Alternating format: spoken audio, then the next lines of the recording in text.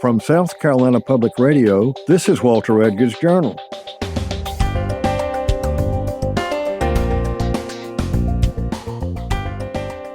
I'm Walter Edgar, welcoming you to our podcast about South Carolina culture and history with a nod to all things Southern. This week, we'll be talking with Charleston author Victoria Benton Frank about her new novel, The Violet Hour. Victoria was born in New York City, raised in Montclair, New Jersey, but considers herself to have dual residency in the Lowcountry. She's a graduate of the College of Charleston and the French Culinary Institute. Her mother was the late Dorothea Benton Frank, a best-selling novelist and native of Sullivan's Island. With the release of this novel, her second, Victoria continues to hone her craft, this time with a story of grief and healing.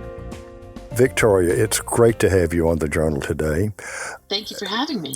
I have read both of your books, The Magnolia Summer, but your most recent, The Violet Hour. To get started, I'd like you to read The Violet Hour, the first two paragraphs of the book. That sounds good. Sure, happy to do it. Okay, so this is the prologue of The Violet Hour from the perspective of Violet. I was born with salt air in my lungs and pluff mud between my toes. As a girl, I wore seaweed in my hair and seashells around my neck. I was raised knowing the tide tables along with my ABCs. I knew not to swim in August or April because I didn't want to keep company with the jellyfish, and I understood that oysters were always best in the fall. I took my afternoon naps along the dunes and learned to walk lightly on the hard-packed sand. My backyard was the ocean, and I would always call it home. Although I am named for a spring flower, I am an island girl. There is something different about women who were born in the sea, baptized in salt water, and raised by tides. We were mermaids, accepting the temperamental whims of storms that brood beyond the shores. I live at a different pace than the people on the mainland. We called it island time. We moved a little slower and smiled to ourselves at the city people. The thick, humid air bound us to a secret only we knew. Life was a little sweeter at the beach. Okay. Now, you were somewhat raised on Sullivan's Island, but you really kind of grew up in New Jersey too, didn't you? Yes. So I grew up in New Jersey in Montclair, which is basically a glorified suburb of New York City. We used to call it the upper West Side because we were 12 miles west of the Empire State Building.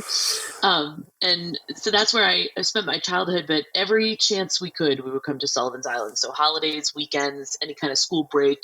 And I wound up going to the College of Charleston and graduating from there as well. So, and I moved to New York after college, met my husband, moved back here, and we're never leaving. I won't make that mistake again. I'm a South Carolina girl. Yeah. Well, at some point, your mother bought a house on Sullivan's Island that y'all used sort of as a base, didn't you? Yes, that's exactly right. She bought, well, at the end, there were 3 houses in South Carolina and on Sullivan's Island, but she bought one right behind Stella Maris Church, and that was the first house, and it was our base. We would escape there all the time. You were raised by a fantastic set of parents. Your late mom, every time she had a new book, she came to Columbia for a book signing. We recorded a session on the Journal. And I thought it was interesting in the blurb on you in My Magnolia Summer. It mentions that you are the daughter of Dorothea Benton Frank. Guess what? All I have to do is take one look at you. You don't have to advertise that you are your mother's daughter. I know. It's a copy-paste situation with me and Dot, for sure. So, well, that's all right. I look like my dad. I think you probably got the better end of the stick by looking like your mom. Yeah, she was a beautiful woman. So, Yeah. I mean, anytime someone says that, I'm flattered. Yeah. No, she was beautiful to look at in terms of a person, a beautiful person. I cherished the fact that we were friends, and she did too. And and part of her coming to Columbia, she had a book signing. I'd usually pick her up, and she'd come to our house, and we'd have a couple of scotches, and she could relax for the day. She had a driver, so that was okay.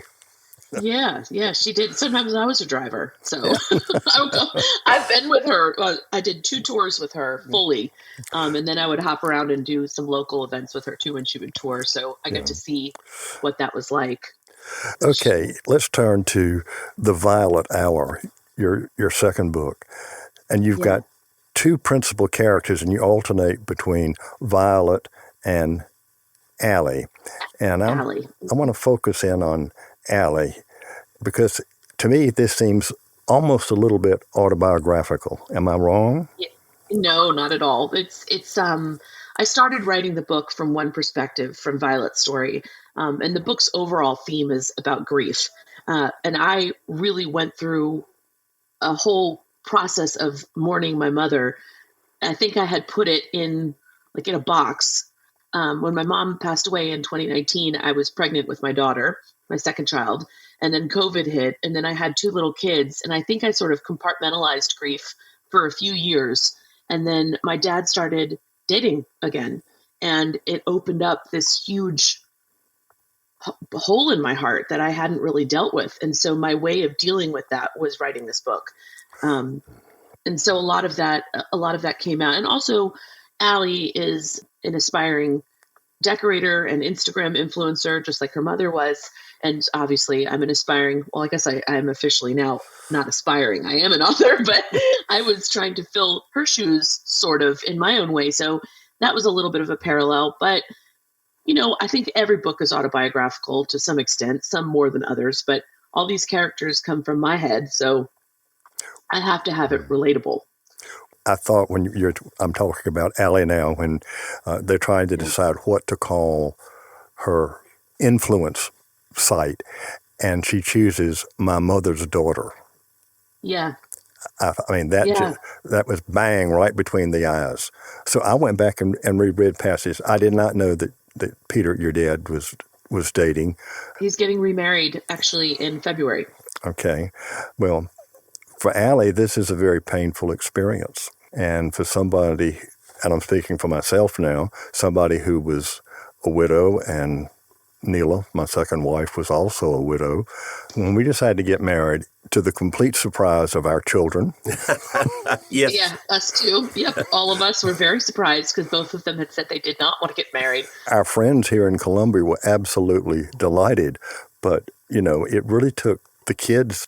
They weren't shocked, but I used to email my girls ever since they were in college, kind of a daily thing. This is what I did. This is what I did. What's going on. And my younger daughter, after the third time I mentioned Neela by name, she called and she said, "Dad, who is this Neela woman and how old is she?" Yep. I think her and I need to go get a cocktail. She can give me some tips on how to deal. So, but we've had a good adjustment as a blended family, but it takes a while, because one of the things that is the problem with Allie's dad and his girlfriend, who is, boy, is she a harridan. Ooh. Mm-hmm. Mm-hmm. Now, don't give away too much. Yeah. Well, yeah, she's a tough one. She's a tough sell. But she moves in to the house. They're not married yet. And then begins to change everything, to try to erase memories of, photographs, china, anything that had to do with Allie's mother. Now, that did not happen to us, but I do know friends who did, start a second family, that was a key issue, particularly photographs. Yep. It can be very touching. It's it's a sensitive thing. It's taken me some time. I mean, I have really done a lot of therapy, to be honest, in full disclosure. And I think a lot of thinking about how it would be in her shoes, not for nothing. That's quite a hard act to follow, you know? And I think that my mother is so, she's eternal. Like she will never not be alive in that house or anywhere else in Charleston. So, always living in the shadow of another woman who was wildly and publicly the love of your boyfriend's life. That's tough. So I can understand why certain choices were made. I don't agree with them. I wouldn't have done it that way, but we're different people. And I think different people have different ways of trying to move in. We've come a long way. We're working on it. We are adjusting, and things are, I think, a little better than they were at the time that I was writing this book. But it's difficult. It's difficult. And I think, being a second act is hard. Neela and I call ours Chapter 2. Yeah, there you go. You know, There you go. we had both been married she for 40 years, me for 39 years. Goodness. But like I say, when we sprung it on our children, we had already decided on a number of things. And one was the idea of photographs. We share a study, and in that study, we have pictures of Betty, my wife. She has pictures of David with the kids and what have you. In the public spaces, it is Chapter 2. That's understandable. That's completely understandable, and that's a good way to do things, I think. How old were your children when you got remarried to your current wife? They were all adults, and it was interesting because in both cases, one child on each side had a very close attachment to the deceased. But like I say, it has worked out beautifully. We don't talk about grandchildren as being mine or hers; they're ours. It's lovely. So, anyway, that's lovely. And now I'm going to assume, forgive me for just making this assumption, if things were going to work out pretty good for Allie at the beginning, there wouldn't be a novel, would there? I mean, there's an obstacle here. So we do have to have stakes in our novels, and also in the novel of life, right? I mean, I had to grow. Yeah, I think that's what God put this woman in my life to challenge me, and I think that's a good thing. Victoria, the whole deal with Joyce, who is the girlfriend, is incredible. I could relate to what was going on, and if, like I said, the way you painted her, she just got off her broomstick, and she's yep. Okay, well let's look at Violet now. She's got her own set of problems, boy problems. Yes, and more nuanced too. I think her problems, Allie's are louder than Violet's are darker and deeper. Hers are struggles with self and struggles with purpose, which are different. But yes, also boy problems. And of course, there is always the character in the background, and that is Sullivan's Island itself, and the coast. You really paint the picture of the folks on the island. When they talk about the city people, they do it with a certain sniff in their voice. Yeah. Yep. And they do. That's true about Sullivan's Island. I live on James Island now, so I'm a neutral. I'm not city. I'm not island. I'm neutral. And I think that's exactly what it is. I mean, all of us, even now, we talk about the city people. We're like, oh God, I'm glad I don't live downtown. It's just different. It's different. In Magnolia Summer, you introduced some of the characters to begin with Violet and her family, with Sister Maggie and the restaurant and Gran. And then all of this, they migrate into your latest book.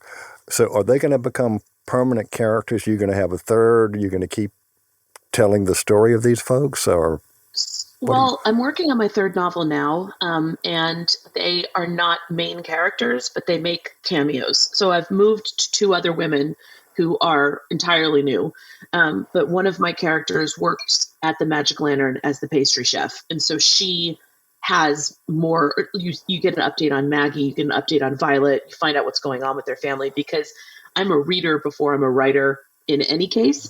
And I always fall so attached to the characters that I read in these books that I love, and I always want to know what happened to them. So while I will always be on Sullivan's Island, I will write new women and new characters, but it will always be in the same universe. So you'll always have a little update on what's going on with my girls. Well, Allie's mother dies of MDS, blood cancer. Was that what killed your mother? Yes. Okay. It was a direct, it's funny. My mother, her second book, Plantation, is about losing her mother. And she really thought that she couldn't talk about it for a long time. And it's the same for me. I didn't think I could touch it with a 10-foot pole, and it just poured out of me. And so authenticity is really important to me in life as well as my work. And I knew that if I was going to have a character grieve a mother, I had to get to as close to it as possible. And so I made it as close to something that I went through as possible, because I thought that that would really hit the reader. And it's important that you connect with your protagonist, and it's important that you believe the protagonist. And MDS is such a cruel, quick way to kill somebody. And it took my mom out in 8 weeks. And so it was such a shock for us. Bless you. It was, but thank you. It was cruel. It was cruel and fast. And, sometimes I'm like, I don't know what's worse, a long drawn out one, or one that like takes you by surprise, like getting hit by a bus or something. But in a lot of ways, moving into this chapter of our life, there's stuff that's happened that I'm glad my mom didn't have to witness, like COVID. She did not have to deal with that at all. And then there's things that I wish that she had, like my career and my daughter. She never met my daughter. The first time I actually felt my daughter kick in my stomach was when I was with my mother in the ICU in New York. So it's, it was I took it as slow as I could in a rapid moving event to witness. And I tried to absorb and learn any lessons that I could. And one of the lessons that I learned in that experience was to not take life for granted and to not get angry so quickly. I used to have a very bad temper, and now I hardly have a temper at all, because it's just not worth it. Like, when you love somebody, it's grief is the cost of loving someone, which is why I grieved my mother so much, because I really miss her, because she was just, I wish I could call and be like, what do I do? But, what do I do about dad dating this woman? What do I do about this part of my career, or this person, or this situation? And she would have the answer. But I learned that as a parent, I don't think my mother would have left if she really thought I couldn't do it. And I don't know that my career would be the same if she was around. So I don't spend a lot of time looking back. I look forward, and I just think that she's with me and in my words and in my stories. Well, the grieving process it's always there. There is no perfect answer to, get over it. And can't. And my wife Neela is trained as a social worker and for dealing with grief. Boy. And she tells people all the time, you don't have an answer. It's okay to react. And don't listen to a lot of people. You'll get so much, and she would use very politely words that we can't say on the air. I'm familiar with those. It is very personal. She spent a lot of time talking to. My brother died earlier. She has been on the phone with his widow, and somebody said something stupid. She was in tears, and Neela said, go on with your life and deal with it as you can. This is an issue in the book. Joyce doesn't want the widow mentioned at all, not just no pictures in the house, telling Allie's dad, she's gone. I'm here. Why do you keep talking about her? Yep. 40 years is hard to forget. And you shouldn't. No. I think you shouldn't. I like the way you said it's chapter 2. It's just a different, it's almost like the next book. Like for me, my dad is building a life with this new woman, and they're making choices and making memories and new traditions. And, I sat down and was like, look, I want you to be happy, and I want you to do this. I don't want you to be modeling and, mourning mom, grieving on the moors for the rest of your life. That's not what I want. I want you to have a partner. And he travels with her, and there's fun stuff.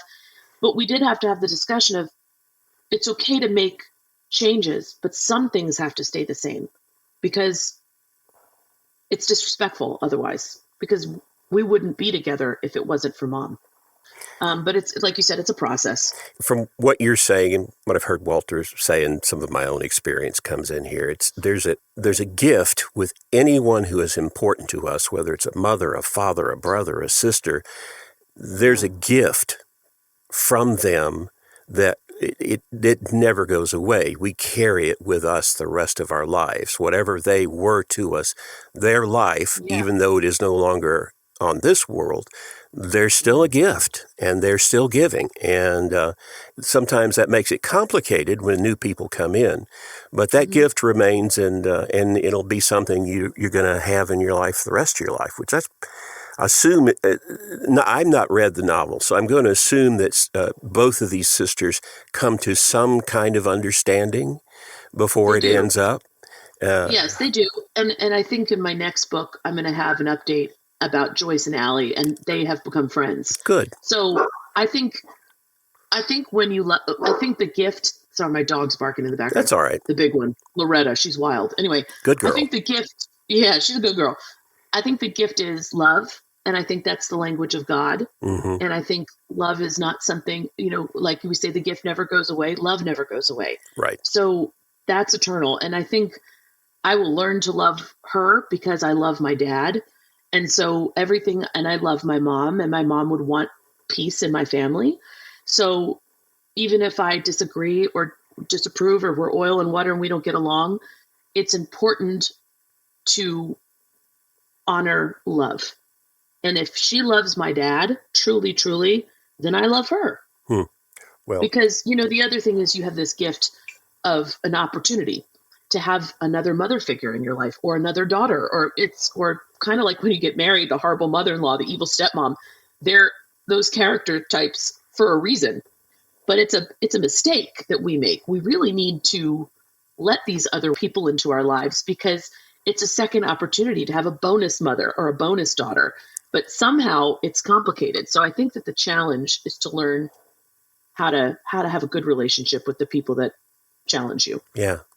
Well, I guess as I read through that, it was vivid. It was very real, because even though our situation has worked out perfectly, putting a blended family together is not easy. And sometimes it is not the family that's the problem. You have friends who are not really happy. Certainly, because everyone assumes you're erasing the first, and that's, and I think it's an assumption. I think in some ways that's true, but in a lot of ways it's not. Loneliness is the human condition. We want to have a partner. Well, you mentioned being with your mother in the ICU. Did she know you were pregnant at the time? Yes. She did? And she knew I was having a girl. Oh. And I got to tell her I was naming her after my mother. Oh, wow. So, yeah, so she... Talk about a gift. Yeah. Oh, it was... My mom, I said goodbye to her. And it was me and my two closest cousins and my husband were in the room with her when she passed. And she passed when we were telling a joke about her, a funny story. And she passed away to our laughter. Oh. And so I love that, because that was Mom. She was such a riot. She just had a riot of a life, and she was hysterical and so full of life and big and just everywhere. And she was just so funny. I mean, that's the gift, right? Is I get to be her daughter still. Yeah.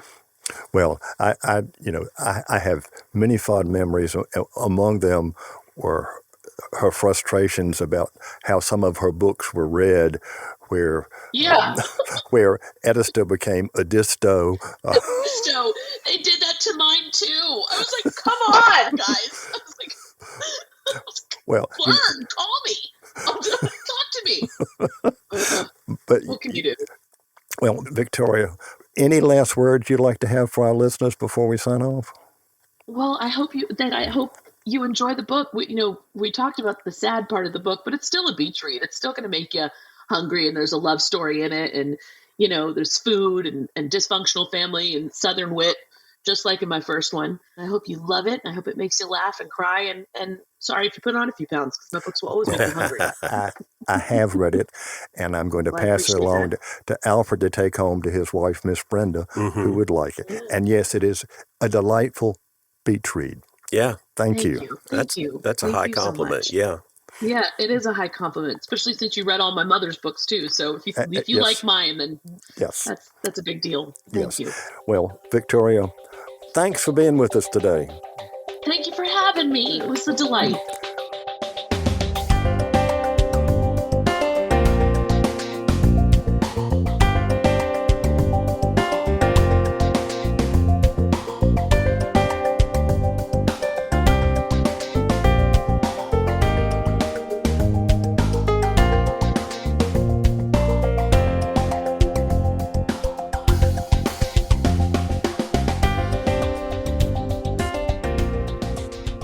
I hope you enjoyed our conversation today.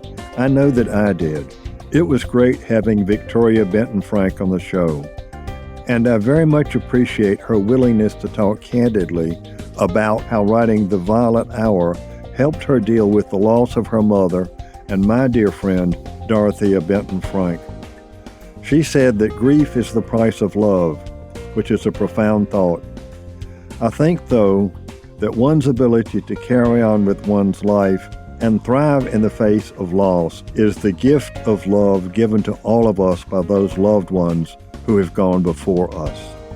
Walter Edgar's Journal is a production of South Carolina Public Radio. I'm Alfred Turner, and I produce the show, which is made possible by listener contributions to the ETV Endowment of South Carolina.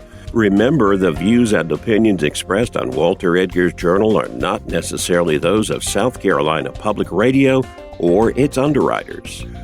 Many of the books discussed on Walter Edgar's Journal can be found as part of the Walter Edgar's Journal Book Nook section at all good books in Columbia, South Carolina, or may be available from your local bookstore. We'll talk again soon.